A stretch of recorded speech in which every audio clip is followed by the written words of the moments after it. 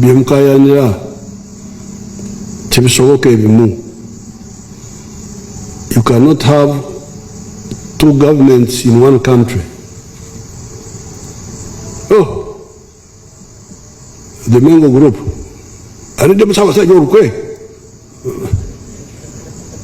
And you even hear musicians arrogantly speaking without knowledge. Copyright is a fair. Ziriwa kicho yimbye ekipya kye batayimbangako.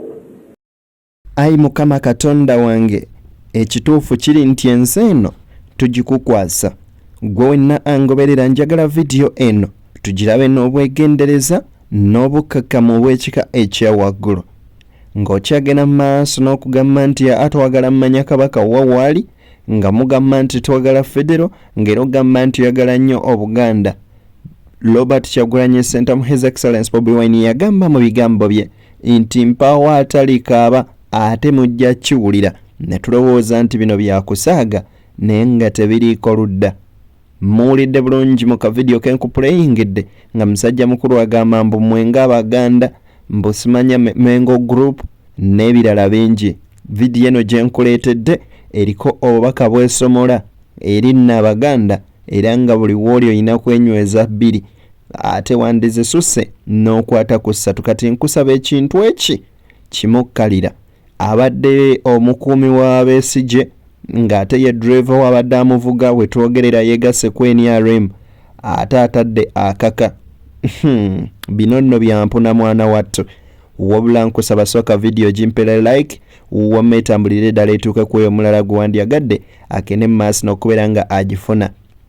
Saagala kutataaganya kubanga ngenda kukozesa authorities ez'enjawulo kwoteeka n'okuwa vidiyo zino mu chronological order. Nzikiriza nkutegeeze nti Sheikh Ashraf Dembe musomi waddwa gwe tutambula naye ono nno yabimalanga. Mukubireko okusimu ensembi y'okumiremu ku screen ensonga zitambule malidadi sana. Higher level 1 travel agency abo nno tutambula nabo bagamba balina trip ng'enaku z'omwezi lumu mpaka nga 3 omwezi gujja bagwa 6 Fort Portal. Bakubireko nabo bakwasaganya ensonga. Nzikiriza saagala kumalayo obudde yadde akamu n'akeddagala nkuwe vidiyo eno. And you even hear musicians arrogantly speaking without knowledge. Copyright is a fair. Ziriwa kicho yimbye ekipya kye batayimbangako. Nayimbye oluyimba lwange nti it's fine. We must teach these people, and they come and say every channel that plays it must pay me. Is it payable? Nayimbye ku laavu bagiyimbako kuva dda. Nayimbye ku ddogo balyogerako kuva dda. Witchcraft babadde bagiyimba. What have you done? Where is the novelty in that? Si bwe kyemubuuza naye olinajja omanyi ife abayimbi ba Uganda tusaba copyright. Osaba ki ky'omanyi? Omanyi abantu abamu bwe bavayo ne boogera mugamba nti ab'opposition boogera nnyo. Naye ensonga zino za kintu kikulu. Kyagulanyi bagamba tetusobola kufuna copyright oba tetusobola kufuna ddembe ng'ate omuyeekera yakyagenda mu maaso n'okubeera ng'atufuga. Lwaki? Oba olyawo nti omuntu oyo ye buli kiki kiba ky'amaanyi kuba n'obuyinza aba yabufuna mu maanyi. Kakati Medi Nsereko nga taswadde kuba ne kibalwanirira ekya copyright abagambye tebamanyi na kibategeeza kuba tebalina kye baali bayimbye ekipya ekitegeeza nti n'ebyo tebabisuubira. Kakati nno Museveni yavuddeyo n'akawaŋŋamula n'abagamba aba Mengo Group nti abanywanyi mwetereze. Obunanfuusi Ben Kiwanuka had told the Mengo Group that please, those things byemukayanira tibisoboka ebimu. You cannot have two governments in one country. Oh, the Mengo Group. Alidde musabasajja olukwe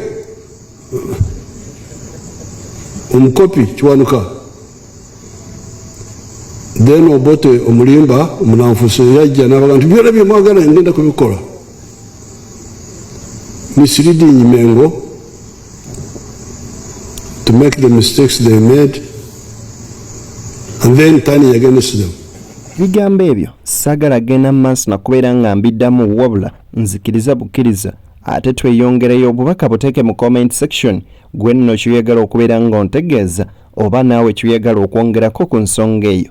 Nzikiriza ate nkuwe vidiyo ya musajja mukulu ono alombojja ennaku gy'agenze maaso n'okubeera nga alabiramu NRM nga kwe kuli n'okubeera nga yawambibwa bw'atyo n'atolokera mu ggwanga lya Sudaani yamaliriza ali mu Kenya.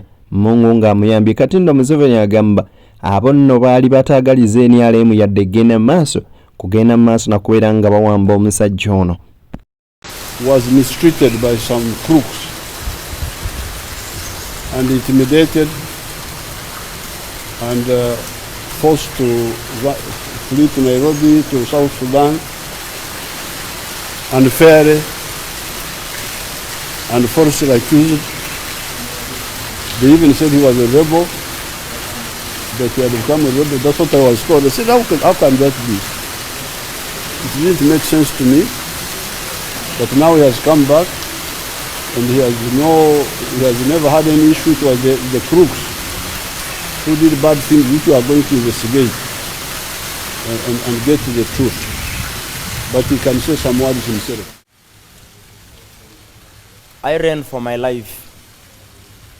It was very shameful when members of the same party, my own party NRM, our own members, our friends, turning against me after the elections just because of rewards that we were supposed to get.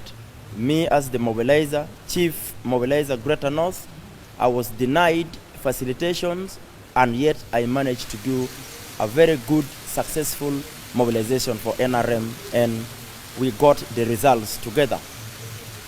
We turned victorious. We won the elections. But later on, my own friends from the same party decided to kill me, and I ran for my life. Today I'm back home. I am so honored to be received by His Excellency the President of the Republic of Uganda, Yoweri Kaguta Museveni. I am back home to work on implementations of government policies and all that we have been preaching to our people during mobilization. I thank you all. Ebyo nno bwe bityo nabyo bwe biri. Eno nno ye Uganda mutugenda maaso na kubeera nga tutambulira. Kaakati ono nno musajja mukulu wuuno ye avuddeyo n'ategeeza nti Besigye ebbanga ly'amaze naye talina kalungi kamufunyeemu, kyova olaba asazeewo ate okudda ku ludda lwa gavumenti ku bbanga ly'amaze mu opposition mbu talina kyalifunyeemu. Omanyi bagamba nti mulabe waaba ku lusegererwo era bangi balituvaamu mu kaseera ngaako. Si bigambo byange, bigambo byabo ba philosophers. Era mu ngeri y'emu bagamba nti nno Yesu yagenda maaso n'okubeera ng'ategeeza Yuda nti buliba bwe buti ng'enkoko tennakookolima mirundi 3 oliba onneegaanye. Amannya Kintu Yoweri, mbeera Kawempe.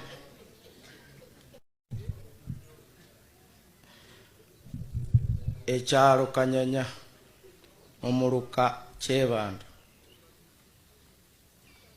Mmaze ebbanga mu opposition kuva 21. Nakwatagana ne Besigye 21. Era okutandika okuloza kutiya gaasi namulozeezaako ku lawundi e Busega. Wano nno ndayira.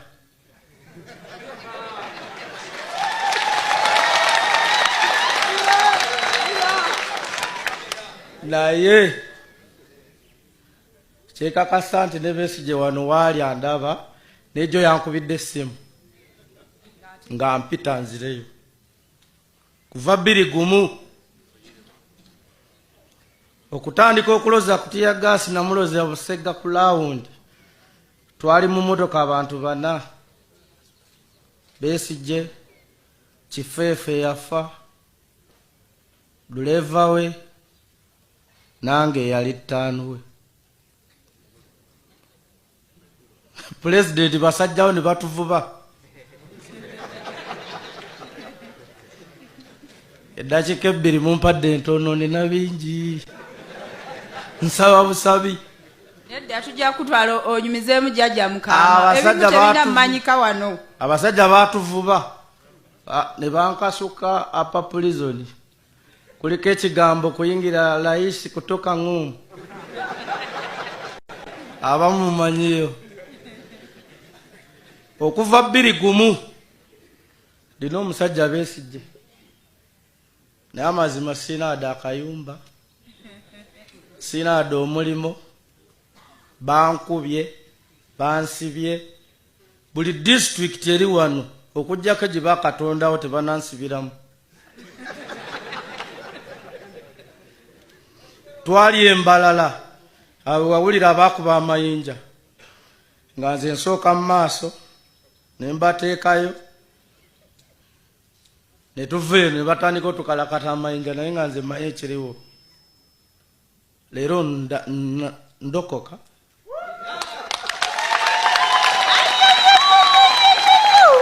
nti nangirira okuva leero okubeera mu opposition era Besigye ne banankubira essimu siddayo era nga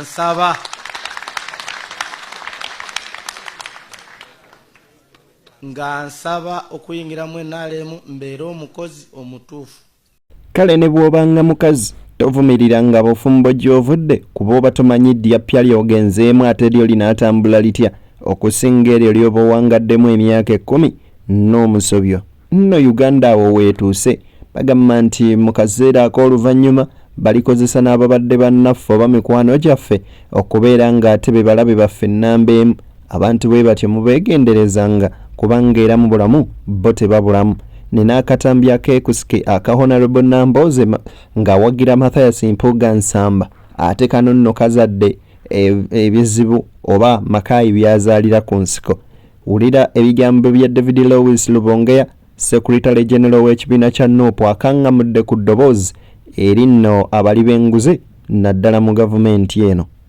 Nze mbadde ne Oweekitiibwa Mpuuga emyaka 40 nga tukolera wamu ebyobufuzi era n'olwaleero. Naye mbadde mbasabamu abali eno nti ekirungi mwami Mpuuga tagambangako kya akolerera kufuluma kibiina. Omuwulira agamba akolerera kukikola kisigalamu. Badde ngamba nti tuleke ebya issues z'abajenals tuzirekere baani mu buli ngeri. Era tetulina nnyo kyakukola kubanga ogenda kunyiiga kola ki kusituka tugende tukole ekibiina ekijja kati nze mbabuulira nti mbasaba ebigambo ebyo mubireke nga bwe mwabiwulira tunadda mu ntale ez'ogamba lwaki amaanyi aga Mpuuga okuwulira obubi oba Oweekitiibwa Mpuuga alina ebyamusobako era sayidi eyo yeki sayidi eyo yenkyamu. Ssaabasajja Kabaka awa Oluganda mbebaziza mwebale emirimu nkulikeyo mu lukiiko olwa NUP. Nsaba okubategeeza ky'omukulu bazannye ne ttiimu ye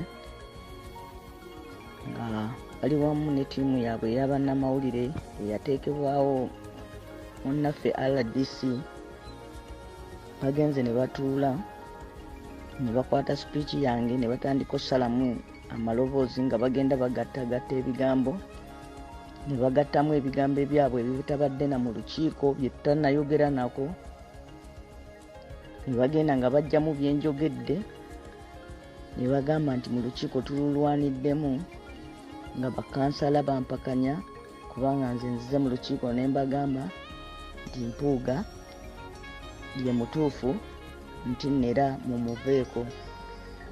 Mwena ababadde mu lukiiko omwo mumanyi byenjogedde n'omutima gwenjogereddemu n'okubanyonyola kwe mbanyonyodde na biki byenjogedde mu butuufu bwabyo ne ku nsonga eyo ludda ki kwe mbadde mukimanyi bulungi.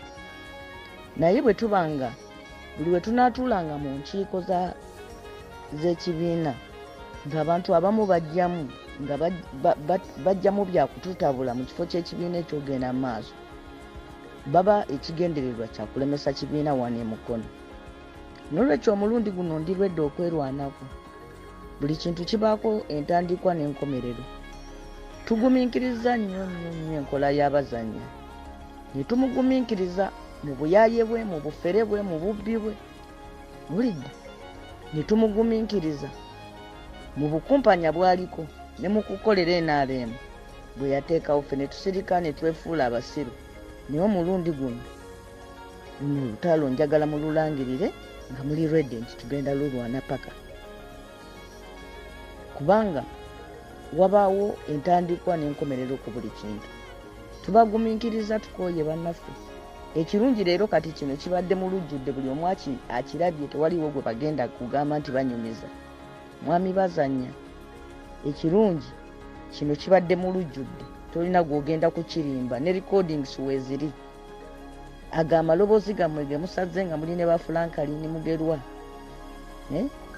mutya mu lukiiko ne mukwata ebigambo by'omuntu ne mugenda nga mubisalamu kyasooseza ne mukisembyayo kyasembezayo ne mukisooka ne mugattirira muteeke tuli ku kuwandiisa abantu tuli ku kutwala kibiina mu maaso mwe muzze mu lukiiko lw'ekibiina muggyemu endooliito mwefuula nnyo nti nno mwe mulumirirwa naye ng'ekigendererwa kyammwe kutabangula olwaleero omusajja bw'avaayo n'agamba mujja kiwulira temulowooza nti aba alimba wabula bino nno Nambooze ye abyegaana agamba nti olukiiko lwabadde luwanvu naye abo abatamwagaliza kalungi konna era abaagala abamwawule ku His Excellence Robert Kyagulanyi be bagenze maaso n'okugattirira obutambi obwo okubeera nga bamuvumaganya. Kakati David Lois Lubongeya nkugambye nti yavudde mu mbeera omanyi ono nno naye ennaku zino takyasalikako musale oyinza okugamba mujaasi wa Amini.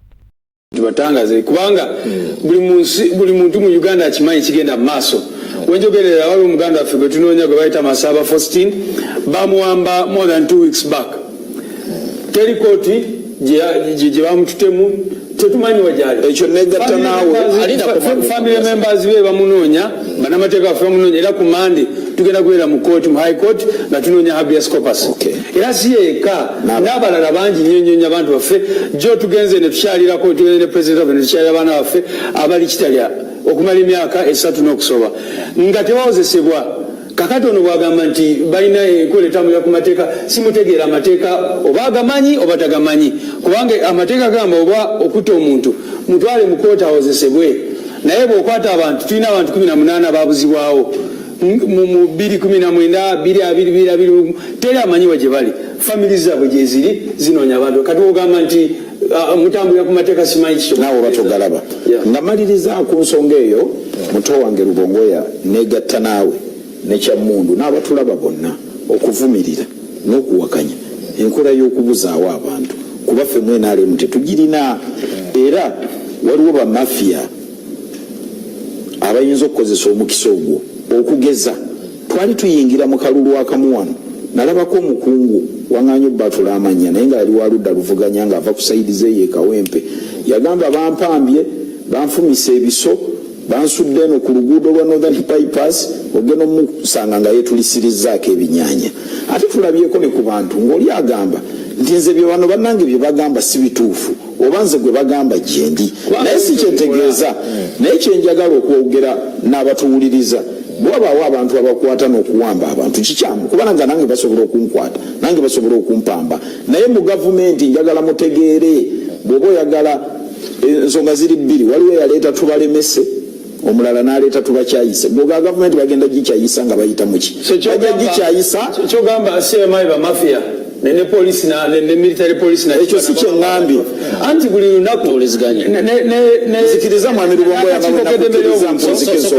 aweka information kubanga kati n'akakiiko kedemera obuntu kafulumya report recently nga kalaga bano abantu baffe abasinga be tuba tunoonya nti bagenda ne babawamba namala emyezi 3 namala emyezi 4 bino bitongole bya gavumenti CMI simanyi military police simanyi ISO n'ebitongole ebirala kati wagamba nti ba mafia kyotegeeza ebitongole ebyo bya mafia neyanziza nnyo si kyentegeezezza nkuzeemu naye kyentegeezezza bw'obaawo ababikola babi kyentegeezezza lwaki wabaayo ba mafia osobola okugenda mu gavumenti waliwo abagamba tugirabise waliwo abagamba tugikyayise waliwo abagamba tugivumaganye asobola okubeera eyo neyeekwata neyeewamba nkuwadde ekyokulabirako kya musajja yali MP naye n'amala n'akiteeka ku gavumenti akakiiko k'eddembe ly'obuntu kiri ku likodi kaavaayo juzi ne kagamba nti abantu abamu be bagamba nti babalina ne bebeekwasa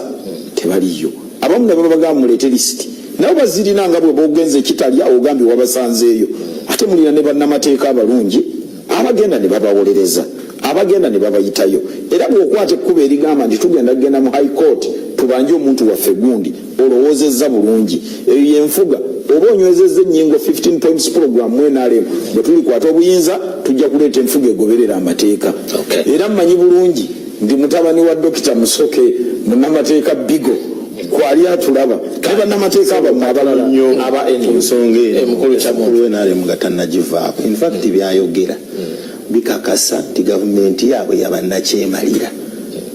Mukulu Lubongo yamugambye nti abantu bakwatiddwa n'ebitongole bya gavumenti ne bikakasa nti bamaze emyezi 3, waliwo abamaze emyaka 3, waliwo abamaze nga katono nnyo nga tebawozesebwanga. Omukulu ono ye kyakati at least mwagenze ne mukola ki ne mubalabako ekibayita obwannakyemalira. Ekyo kyennyini kyagamba yadde gye bali mu makomera obutawozesebwa bwabwe. Ekyo kibayita obwannakyemalira nti omuntu omukwata tolina by'omuvunaana n'omwana naye kankubonereze ng'omutaddeawo tawulirwa tawulerezebwa. Waliwo n'abattiddwa extrajudicial killings. Abantu waliwo Zebra Ssenyange, waliwo pulezidenti najja ne yeetondera n'ensi nti awo yo twamusse. Waliwo Seeka Kirevu ng'ali ku mpingu mikono gya poliisi mikono gya ebitongole by'okwerinda n'akubwa amasasi ng'alina ku mpingu naye nga tewali musango gwe bakola ki, musango gwe bamuvunaana. Ekyo tumugamba omukulu ono nti avuga kifu kyalimu kya bwannakyemalira. Yandibadde atwegattako bwegassi okuvumirira obwannakyemalira. Bigambo ebyo bw'ogenda mu maaso n'okubeera ng'obiwulira bikaabya amaziga bikwasa ennyiike naye ng'ekituufu kiri nti tolina ansa ku byo. Wabula n'ogamba bugambe nti ayi Mukama omutonzi mbikukwasizza Uganda yange yiiyo kanjiteeke mu mikono gyo. Kale abantu nno abawagira ne sayidi eyo nammwe ebintu bwe bityo musaana mubirowoozengako.